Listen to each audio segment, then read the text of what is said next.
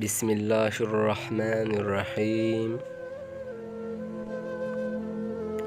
8 باتیں کبھی کسی سے شیئر نہ کرے، فائدے میں رہو گے۔ نمبر 1، اپنی فیملی کے معاملات، گھر کے معاملات اور راز کبھی بھی کسی دوسرے سے شیئر نہیں کرنا چاہیے۔ نمبر 2، کبھی بھی کسی سے اپنی آمدنی کا ذکر نہ کیا کرے۔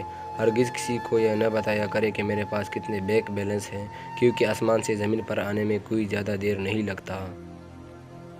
نمبر 3، نیکی کے کاموں کا بھی کسی سے ذکر نہ کیا کرے جو آپ نے اللہ کی رضا کے لیے کیے ہوں، کیونکہ یہ اللہ اور آپ کے درمیان ایک معاملہ ہوتا ہے۔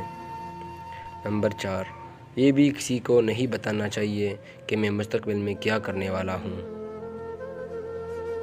نمبر 5، اگر آپ کسی سفر پر جا رہے ہو تو کوشش کریں کہ اپنی منزل کے بارے میں کچھ زیادہ بات نہ کریں تو اچھا ہے۔ نمبر 6، اپنے غموں اور پریشانیوں کا ذکر بھی لوگوں کے بجائے اپنے رب سے کیا کریں تو بہت فائدہ ہوگا۔